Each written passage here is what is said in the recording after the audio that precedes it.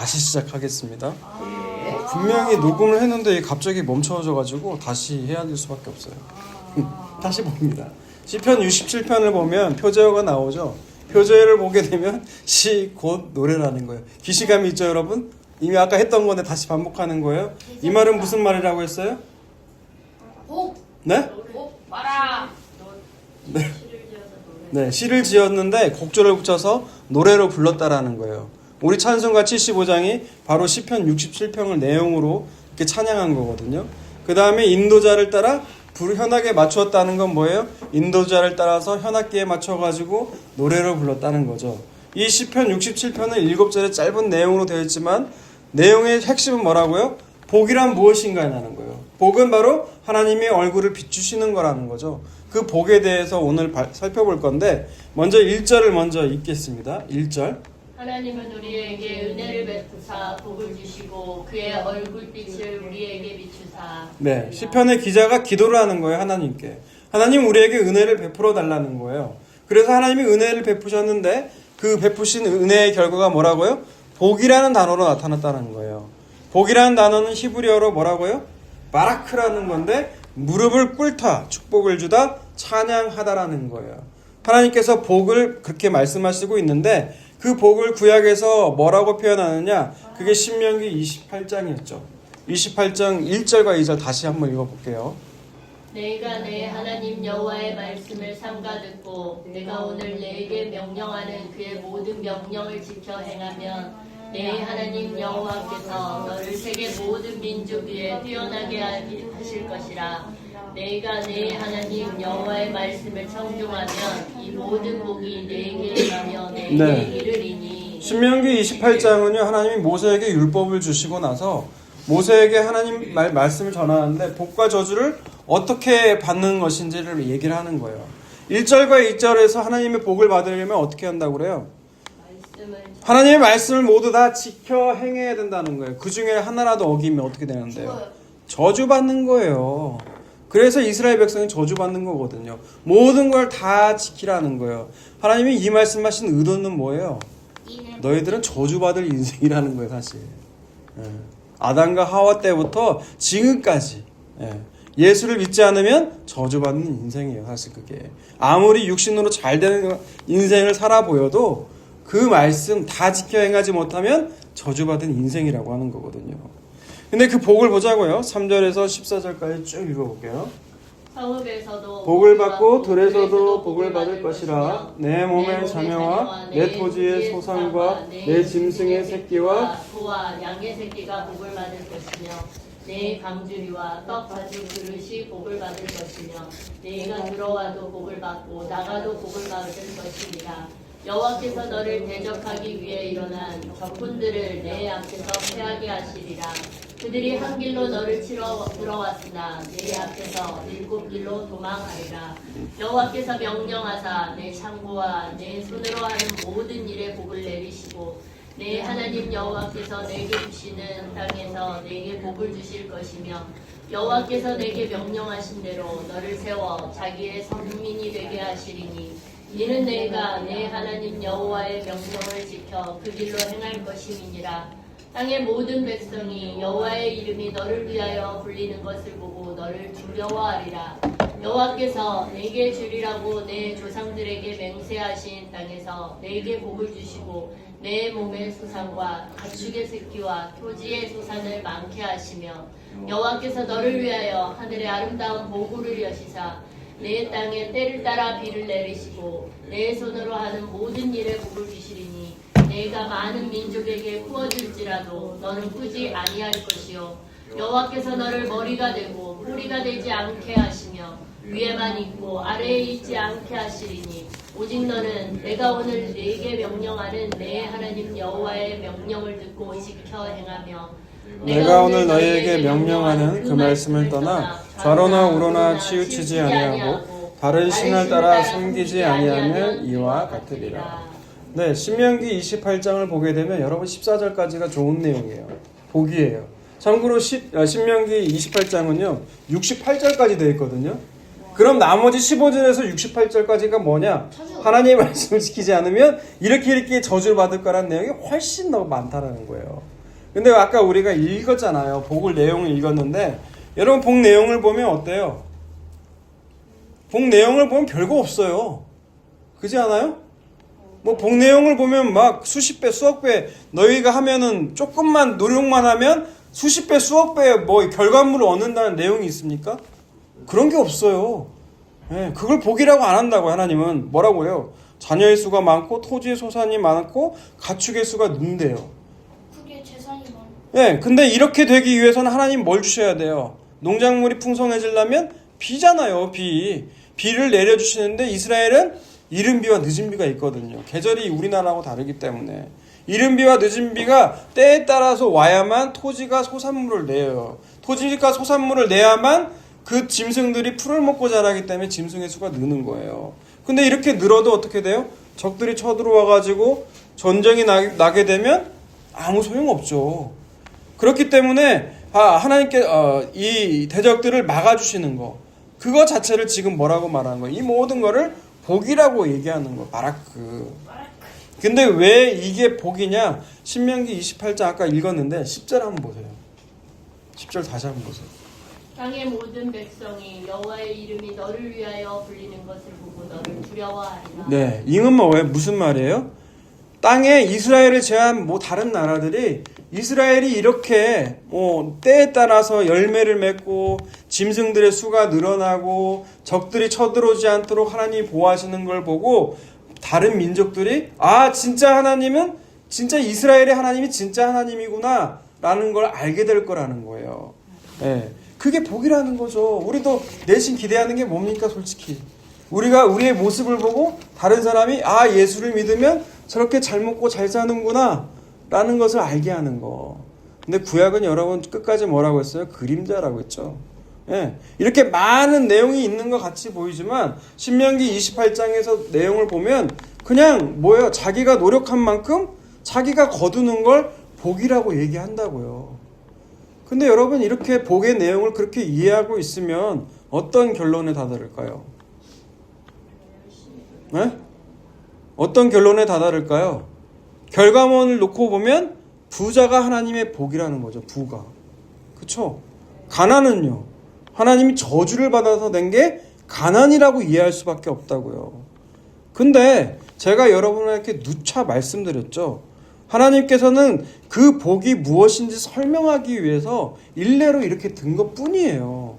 하나님의 복, 하나님의 은혜를 베푸셨는데 그 복이 무엇인지 설명하기 위해서 그냥 구약에서는 아직 예수님이 등장하기 전이거든요. 성경은 철저하게 예수 그리스도를 증거하기 위한 책이에요. 예수 그리스도를 만나게 되면 어떤 일이 벌어지냐, 그 복이 무엇이냐를 구약에는 그 전이니까 어떻게 설명하는 거예요? 너희 눈에 보이는 대로 풍성함으로 비춰주기 위해서 이렇게 복을 얘기하고 있다고요. 하지만 구약의 모든 것이 그런 거 아니에요, 여러분. 물론 신약에 넘어가면 부자가 오히려 어떻게 돼요? 부자와 거지 나사로에서 보면 부자는 지옥으로 가거든요. 너희는 넓은 길, 사람들이 모두 다 원하는 그 부자가 되는 길로 가지 말라고 그래요. 좁은 길로 가라고 예수님 말씀하시잖아요. 예, 전혀 그런 내용이 아니라는 거예요. 근데 이 구약에도 보면 곳곳에 그것이 아니라는 거를 보여주는 곳이 있어요. 그게 오늘 본문 시편 67편이에요. 1절을 다시 한번 보세요. 1절. 하나님은 우리에게 은혜를 베푸사 복을 주시고 그의 얼굴빛을 우리에게 비추사. 네, 이 복을 뭐라고 설명을 하냐면 시편 67편 1절에서는 하나님의 얼굴빛을 우리에게 비추어 주시는 걸 그래서 복이라고 얘기한다고요. 놀랍지 않습니까? 구약에서도 곳곳에서 이렇게 얘기를 하고 있다고요. 근데 그 의미가 무엇인지는 이따가 얘기할 거고요. 그 뒤에 무슨 글자가 있어요? 셀라. 시편을 읽다 보면 셀라라는 말이 자주 등장하죠. 셀라가 무슨 뜻이라고 했습니까? 멈추고. 네. 주의 말씀을 멈추고. 네. 정해봐라. 멈추고. 네. 뭐요? 멈추고. 네. 주의 말씀을 사실 정확한 의미는 알지 못해요.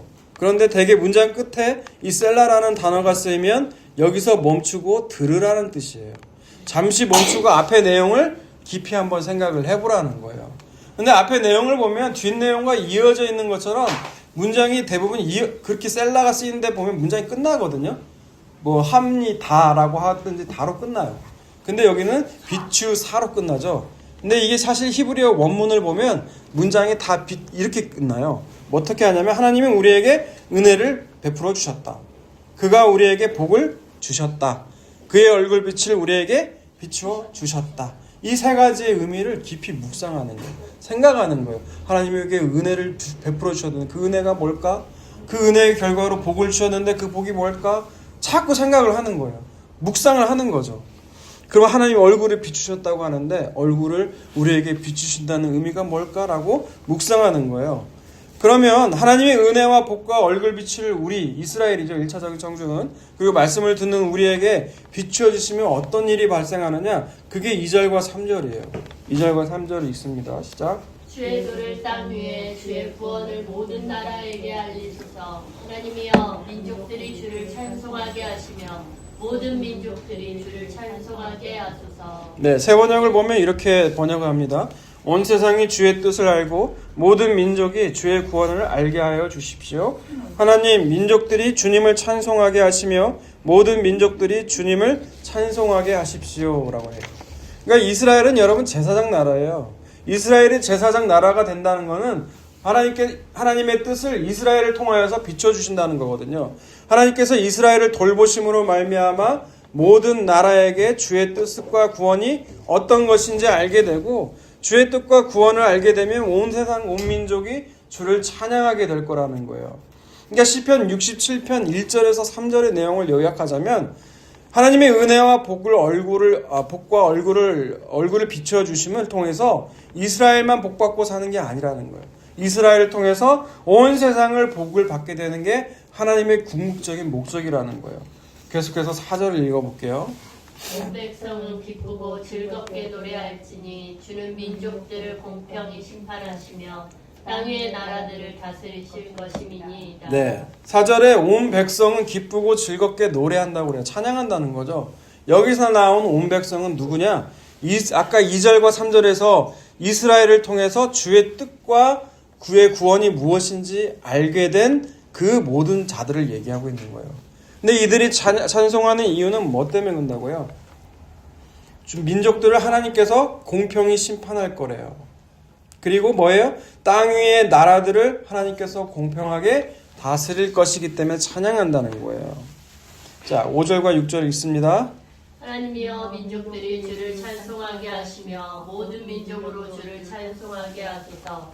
땅이 그의 소산을 내어 주었으니 하나님 곧 우리 하나님이 우리에게 복을 주시리로다. 네, 이렇게 주의 다스림을 받는 나라들이 주를 찬송하게 되는데 그 이유는 뭐예요? 이들이 주를 경외함으로 땅이 그 소산을 내었다는 걸 알게 됐다는 거예요. 그 전에는 하나님을 알기 전에는 자기들이 믿던 신들, 우상이죠. 그 우상이 땅에 소산을 내는 줄 알았는데 이스라엘을 통해서 어떻게 알게 됐다는 거예요?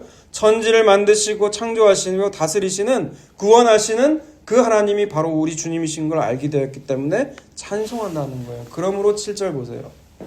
하나님이 우리에게 복을 주시리니 땅의 모든 끝이 하나님을 경외하리로다. 네, 궁극적인 거예요. 이스라엘에게 하나님 먼저 복을 주심으로써 땅의 모든 끝이 하나님을 경외할 것이라는 거예요.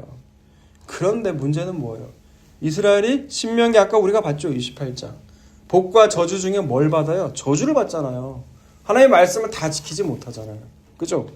그 결과 저주를 받게 되어서 적들이 쳐들어와서 하나님이 쳐들어와도 하나님이 지켜주시지 않기 때문에 그동안 모은 것들을 제적들이 다 탈취하고 나중에는 전쟁사를 보면 먹을 게 없어서 자기 자신을 삶아 먹었대요. 이른 비와 늦은 비가 제때 오지 않기 때문에 땅에 흉년이 들어요. 가축도 먹을 것이 없게 된 거예요. 그래서 저주가 임해서 결국 나라가 망했다라는 거예요. 그러니까 신명기 28장을 기준으로 보면 이스라엘은 복받은 나라가 아니라 저주받은 나라는 거예요. 여러분 그렇게 하면 그걸로 끝일까요? 그래서 신명기 아까 우리 시편 67편 1절에 복은 뭐라는 거예요? 신명기 28장이 말하는 그 복이 아니라는 거예요. 그 복이 뭐라고요? 주의 얼굴을 비춰 주신다는 거예요. 그럼 그 의미가 뭘까요? 하나님의 얼굴을 우리에게 비춰 주신다는 의미가 뭘까요? 여러분, 그 의미의 기원을 알려면 항상 어디로 갑니까? 시작이 되는 창세기로 가는 거예요. 하나님이 천지를 창조하시고 인간을 만드셨죠. 아담과 하와를 만드시고 에덴 동산에 머물게 하셨어요. 예, 그때는 아담과 하와가 누구 얼굴을 보냐? 여호와 하나님의 얼굴을 보고 살았어요. 그걸 보여주는 게 어떤 장면이냐면 창세기 3장 8절을 보세요. 그들이 그날 바람이 불 때 동산에 거니시는 여호와 하나님의 소리를 듣고 아담과 그의 아내가 여호와 하나님의 낯을 피하여 동산 나무 사이에 숨은지라. 네. 이 창세기 3장의 사건이 있기 전에는 아담과 하와가 얼굴을 보고 살았다는 것을 보여주는 건데 뱀의 유혹을 받게 되죠. 그래서 아담과 하와가 어떻게 돼요? 하나님 먹지 말라고 하는 그 선악과의 열매를 먹게 되잖아요. 그죠? 그 결과 자기들이 벗은 줄 알고 부끄러워서 무화과 나뭇잎으로 몸을 가리워요. 그리고 또 어떻게 됩니까? 그래서 여호와의 낯을 피해서 숨어요. 그러니까 여기서 얼굴, 여호와의 낯이라는 게 얼굴이잖아요. 얼굴을 피해서 숨는다는 것이 바로 인간이 타락한 결과라는 거예요. 죄의 결과로 벌어진 일이 뭐라고요? 얼굴을 피해서 숨는 거라는 거예요. 그러니까 그전에는 어떻게 살았다는 거예요? 하나님의 얼굴을 보면서 살아왔는데 죄를 짓고 나니까 어떻게 된다고요? 인간이 스스로 그 하나님의 얼굴을 보지를 못하는 거예요. 또 이런 모습이 창세기 4장에도 나옵니다. 창세기 먼저 4장 3절에서 6절까지 봅니다. 세월이 지난 후에 가인은 땅의 소산으로 제물을 삼아 여호와께 드렸고 아벨은 자기도 양의 첫 새끼와 그 기름으로 드렸더니 여호와께서 아벨과 그의 제물을 받으셨으나 가인과 그의 제물을 받지 아니하신지라. 가인이 몹시 분하여 안색이 변하니 여호와께서 가인에게 이르시되 네가 분하여 함은 어찌 됨이며 안색이 변함은 어찌 됨이냐. 네. 3절에서 6절까지 읽는데 가인과 아벨이 하나님께 예배를 합니다. 제물을 드리죠. 근데 하나님이 가인의 예물을 안 받아요. 아벨의 제물만 받아요. 그렇죠? 이걸 곡식의 제사냐 피의 동물로 드리는 희생의 제사냐 이것 때문에 그렇다고 하는데 그게 아니라고 했어요. 레위기에서도 보면 분명히 곡식으로 드려지는 제사가 있다고 했죠. 이거는 뭐냐? 하나님의 주권이에요. 하나님이 이거 예배를 받으시고 말고는 하나님의 주권이거든요. 하나님의 뜻을 갖고 움직이시는 분이시잖아요. 근데 인간 가인은 이게 마음에 들지 않는 거예요. 왜 내 제사는 안 받고 왜 동생의 제사만 받냐는 거죠. 그래서 안색이 변하는 거예요. 인간의 가장 큰 문제가 뭐냐면 이게 하나님의 주권이야, 사실. 왜 하나님이 이렇게 움직이시고 행하시는데 왜 이게 묻거든요, 인간이. 우리 자녀들도 키우다 보면요. 가장 열받을 때가 뭔지 알아요? 왜? 이 질문할 때예요. 기분 좋을 땐 괜찮죠. 근데 뭐 이름만 불러도 왜 이래요. 네, 하나님이 왜 이렇게 화를 내시는지 저는 자녀를 키우다 보니 이해가 되더라고요. 네. 이렇게 하나님은 자기 뜻을 움직이고 가시는데 그 가인은 하나님의 뜻이 하나님의 주권이 마음에 들지 않는다는 거예요. 그래서 가인의 얼굴이 안색이 변하는 거죠. 그래서 하나님은 가인에게 말씀합니다. 7절과 8절 읽어보세요. 네가 선을 행하면 어찌 낯을 들지 못하겠느냐. 선을 행하지 아니하면 죄가 문에 엎드려 있느니라. 죄가 너를 원하나 너는 죄를 다스릴지니라. 네. 가인이 그의 아우 아벨에게 말하고 그들이 들에 있을 때에 가인이 그의 아우 아벨을 쳐 죽이니라. 네. 하나님 말씀하시죠. 내가 선을 행하면 왜 낯을 들지 못하냐는 거예요. 하나님의 얼굴을 본다는 건 즉 선을 행하는 거죠. 근데 나 선을 행하지 못하니까 하나님의 얼굴을 보지 못하니까 어때요? 얘는 결국 선을 행하지 못해서 결국 동생을 때려 죽이죠. 결국 선을 행하지 못하면 죄가 엎드려져 있으니 저는 죄를 다스릴 거라고 말씀하지만 우리에게는 죄를 다스릴 능력이 있다 없다? 없다라는 거예요. 그래서 아벨을 돌로 쳐 죽이는 거죠. 그 결과 여호와 앞에서 쫓겨나서 가인이 뭐를 해요? 성을 쌓잖아요. 성을. 도시 문명의 원흉이 누굽니까? 그게 가인이에요. 가인. 자기를 지키기 위해서. 그게 그 결과가 뭐냐? 아니 그렇게 된 거는 여호와의 얼굴을 바라보지 못하게 되니까 그런다는 거예요. 그게 저주라는 거예요. 여호와 얼굴을 볼 수 없다는 게 저주라는 거예요. 그럼 반대로 복은 뭐예요? 다시 주의 얼굴을 보는 게 복이라는 거예요. 민수기 보세요. 민수기 6장 22절과 23절 먼저 볼게요. 여호와께서 모세에게 말씀하여 이르시되 아론과 그의 아들들에게 말하여 이르기를 너희는 이스라엘 자손을 위하여 이렇게 축복하여 이르되. 네. 하나님은 모세에게 아론과 그의 아들들은 바로 제사장들이죠. 제사장들이 이스라엘 자손을 축복할 때는 반드시 이렇게 축복하라고 얘기합니다. 그 축복의 내용이 뭐냐? 24절에서 27절이에요. 여호와는 내게 복을 주시고 너를 지키시기를 원하며 여호와는 그의 얼굴을 내게 비추사 은혜 베푸시기를 원하며 여호와는 그 얼굴을 내게로 향하여 드사 평강 주시기를 원하노라 할지니라 하라. 그들은 이같이 내 이름으로 이스라엘 자손에게 축복할지니 내가 그들에게 복을 주리라. 네. 이 제사장들이 축복하는 기도의 내용을 보면 하나님 복을 주시고 은혜를 베푸시고 여호와의 얼굴을 이스라엘에게 비추어 달라고 기도를 하죠. 그죠? 네. 오늘 본문 시편 67편의 1절과 내용이 거의 비슷해요. 그러니까 복은 따라서 복은 뭐냐? 하나님께서 그 얼굴을 우리에게 비춰주시는 게 복이라는 거예요. 근데 하나님이 그 얼굴을 비추어 주시지 않으면 어떻게 되는데요? 신명기 31장을 봅니다. 14절에서 16절을 볼게요. 여호와께서 모세에게 이르시되 네가 죽을 기한이 가까웠으니 여호수아를 불러서 함께 회막으로 나아오라. 내가 그에게 명령을 내리리라. 모세와 여호수아가 나아가서 회막에 서니 여호와께서 구름 기둥 가운데에서 장막에 나타나시고 구름 기둥은 장막 문 위에 머물러 있더라. 또 여호와께서 모세에게 이르시되 너는 네 조상과 함께 누우려니와 이 백성은 그 땅으로 들어가 음란히 그 땅의 이방신들을 따르며 일어날 것이요 나를 버리고 내가 그들과 맺은 언약을 어길 것이라. 네. 신명기는 이제 가나안 땅을 앞에 두고 모세가 죽기 전에 이스라엘 자손에게 유언과 같은 한 게 신명기죠. 이스라엘이 가나안 땅에 들어가게 되면 분명히 하나님을 버리게 될 거라는 거예요. 그리고 그 땅에 있는 우상들을 이스라엘도 섬기면서 나와 맺은 언약을 어길 거라는 거예요.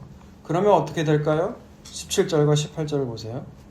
내가 그들에게 진노하여 그들을 버리며 내 얼굴을 숨겨 그들에게 보이지 않게 할 것인즉 그들이 삼킴을 당하여 허다한 재앙과 환란이 그들에게 임할 그때에 그들이 말하기를 이 재앙이 우리에게 내림은 우리 하나님이 우리 가운데 계시지 않은 까닭이 아니냐 할 것이라.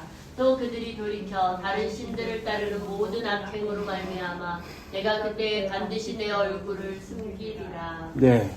하나님은 그들에게서 자신의 얼굴을 어떻게 한다고요? 숨기시겠다고 말씀하시죠. 그 결과 뭐가 일어납니까? 재앙과 환란이 일어나요.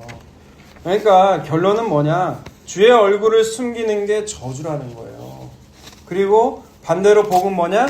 주의 얼굴을 주께서 얼굴을 보이게 하시는 거, 보이시는 게 복이라는 거예요. 근데 이 복을 시편에서는 또 다른 말로 이렇게 말합니다. 시편 80편 3절을 볼게요. 하나님이여 우리를 돌이키시고 주의 얼굴빛을 비추사 우리가 구원을 얻게 하소서. 네. 뭐라고 합니까? 우리가 하나님께 돌이켜달라고 해요? 하나님이여 우리를 돌이켜달라고 얘기하잖아요. 이 말은 뭡니까? 역으로 얘기하면 우리는 하나님께 자기 스스로 우리가 스스로 하나님께 돌아갈 수 없다라는 거예요. 돌이킴을 당하는 거죠. 그죠? 하나님 우리에겐 돌이킬 능력이 없기 때문에 하나님 우리에게 돌이켜달라고 말하면서 뭐라고 또 기도하냐? 주의 얼굴을 비추어 달라고 말을 해요. 주의 얼굴을 비춘다는 게 무슨 의미인데요? 그게 뭐예요? 구원이라는 거예요. 주님의 얼굴을 비춘다는 건 우리가 구원을 받는 거라는 거예요. 그래서 다니엘은 이렇게 기도해요. 다니엘서 9장 17절을 보세요. 그러하온즉 우리 하나님이여 지금 주의 종의 기도와 간구를 들으시고 주를 위하여 주의 얼굴빛을 주의 황폐한 성소에 비추시옵소서. 네, 다니엘서는 이미 나라가 망했죠. 바벨론에 의해 나라가 망하고 포로로 끌려와 있는 거예요. 그 중에 다니엘서 9장은요. 다니엘이 그 뜻을 알고 하나님 앞에 기도하는 게 다니엘서 9장이거든요. 그 기도를 보면 이렇게 나오는 거죠. 신명기 31장에 말씀하신 대로 우리 이스라엘은 어떻게 해요? 하나님과 맺은 언약을 지키지 못했기 때문에 나라가 망한 걸 알게 돼요.